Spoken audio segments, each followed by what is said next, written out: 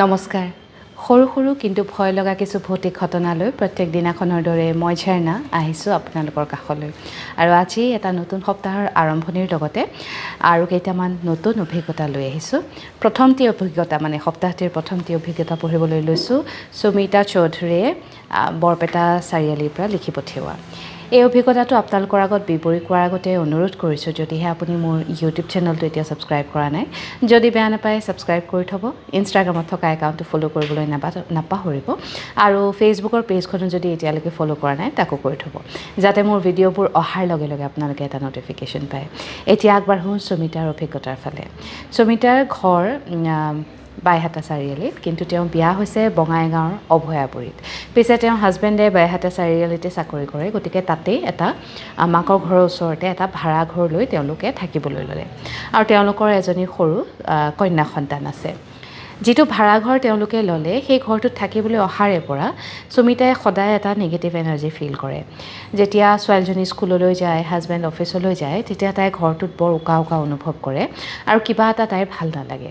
সেয়েহে তাই কি কৰা হ'ল, জীয়েকক স্কুললৈ পঠিওৱাৰ পিছত, হাজবেণ্ড অফিচলৈ যোৱাৰ পিছত তাইও দিনটোৰ কাৰণে মাকৰ ঘৰলৈ গুচি যায়। আৰু যেতিয়া জীয়েক স্কুলৰ পৰা আহে, স্কুলৰ পৰা লৈ আহি আকৌ ঘৰ পায়হি, তাৰপিছত তাইৰ লগত ব্যস্ত হৈ যায়। দিনবোৰ তেনেদৰেই পাৰ হ'ব ল'লে, কিন্তু সুমিতাই সদায় সেই ঘৰটোত এটা নিগেটিভ এনাৰ্জি ফিল কৰি থাকিবলৈ ল'লে। এদিনাখনৰ কথা, সুমিতাই জীয়েকক স্কুলৰ পৰা আনি ঘৰ পাইছেহি। গৰমৰ দিন আছিলে। জীয়েকক গা পা ধুৱাই বেডৰুমটোতে খেলিবলৈ দি তেওঁ গা ধুবলৈ বুলি বেডৰুমৰ লগতে এটাচ হৈ থকা বাথৰুমটোত সোমালে। তেওঁ গা ধুই থাকোঁতেই শুনিছে জীয়েকে চিঞৰি চিঞৰি কান্দিছে, মা মাকৈ চিঞৰি চিঞৰি তেওঁ কান্দিছে। তেওঁ লৰালৰিকৈ বাহিৰলৈ ওলাই সুধিছে, কি হ'ল, কিয় কান্দিছা? তেতিয়া জীয়েকে ক'লে, মা, মই ইয়াত খেলি থাকোঁতে এজনী সৰু ছোৱালী মোৰলৈ চাই থিয়হি আছে দৰ্জাখনৰ ওচৰত। অথচ সুমিতাই গোটেই ঘৰৰ দৰ্জা বন্ধ কৰি থৈছিলে, কাৰণ যিহেতু জীয়েক অকলে আছে, তেওঁ বাথৰুমলৈ যাব, আগফাল পিছফাল দুয়োফালৰ দৰ্জা তেওঁ বন্ধ কৰি থৈছিলে। গতিকে সেই ছোৱালীজনী ক'ৰ পৰা আহিলে, কোনোবা চোৰ তোৰ বুলি গোটেই ঘৰ বিচাৰি চলাথ কৰিলে। পিছে সেই সৰু ছোৱালীজনী সুমিতাই দেখা নাপালে। আৰু সেই ঘটনাটো তাৰ পিছতো বহুদিন ঘটিলে।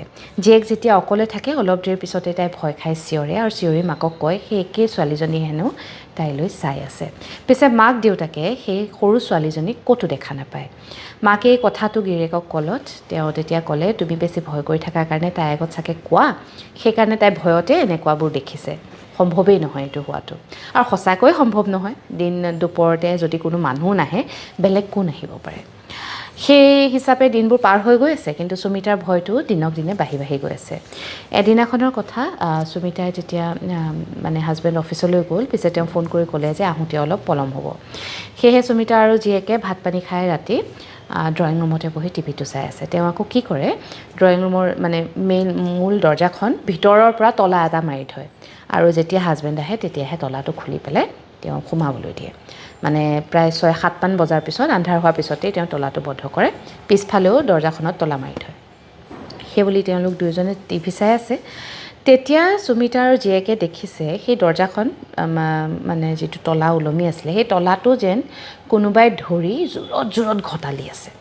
বিৰাট জোৰত শব্দ হৈছে, তলাটো যেন ভাঙিবলৈ চেষ্টা কৰিছে বা খুলিবলৈ চেষ্টা কৰিছে, কিন্তু পাৰা নাই। সেই শব্দ, সেই ঘটালনিৰ শব্দত জীয়েকে ইমান ভয় খাইছে, তাইও সমানে যিমানেই শব্দ হৈছে, ছোৱালীজনীও সিমানেই চিঞৰি চিঞৰি কান্দিছে মাকক সাবতি ধৰি। আৰু সুমিতাই জীয়েকৰ কথা বাদি দিয়ক, তেওঁ নিজেও বহুত বেছি ভয় খাইছে। তেনেকুৱা প্ৰায় 3-4 মিনিট কণ্টিনিউৱাছ হ'ল। দুয়োজনী একদম পেঁপুৱা লাগিলে ড্ৰয়িং ৰুমত চোফাখনত।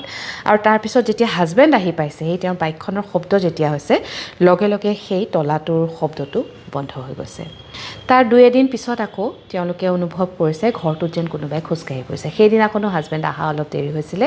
সেইদিনাখন অলপ বেছিয়ে দেৰি হ'ল। 10:30 মান বজাত যেতিয়া জীয়েকৰ শুবলৈ টোপনি ধৰিছে ৰাতি, তেতিয়া দুয়োজনী গৈ বিচনাত উঠিছে, আৰু তাৰপিছত তেওঁলোকে ভৰিৰ শব্দ শুনা পাইছে। ভৰিত পায়েল পিন্ধি কোনোবাই খোজকাঢ়িলে যেনেকুৱা শব্দ হয়, তেনেকুৱা শব্দবোৰ শুনা পাইছে। আৰু এই বস্তুবোৰ, ঘটনাবোৰ জীয়েকৰ লগতো সমানেই ঘটাত জীয়েকৰ স্বাস্থ্যৰ অৱনতি হ'বলৈ ল'লে। তেতিয়া সুমিতাৰ হাজবেণ্ডে কথাটো অলপ গুৰুত্ব দিলে, আৰু তেওঁ সোনকালেই বেলেগ এটা ঘৰ বিচাৰি তালৈ তেওঁলোক শ্বিফ্ট কৰিলে। শ্বিফ্ট কৰাৰ পাছত সুমিতাহঁতে যেতিয়া কিয় ঘৰটো এৰিলে, ওচৰ চুবুৰীয়াৰ লগত কথা পাতিলে, তেতিয়া গম পালে সেই ঘৰটোৰ এটা অতীত আছে।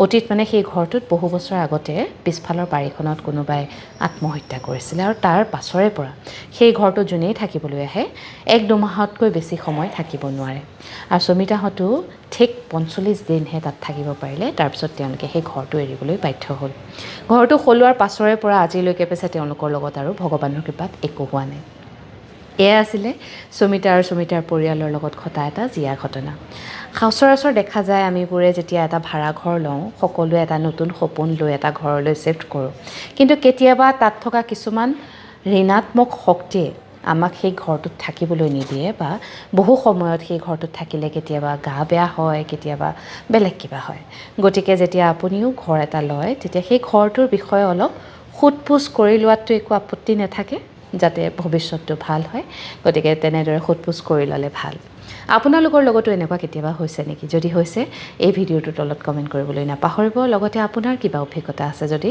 তাক মোৰ লগত শ্বেয়াৰ কৰিবৰ কাৰণে মোৰ মেছেঞ্জাৰত গৈ এটা মেছেজ কৰিব আজিৰ এই ঘটনা ইয়াতেই সামৰিছোঁ কাইলৈ নিশা এক নতুন অভিজ্ঞতা লৈ আপোনাক কাষ চাপিম এতিয়ালৈ আহিছোঁ শুভৰাত্ৰি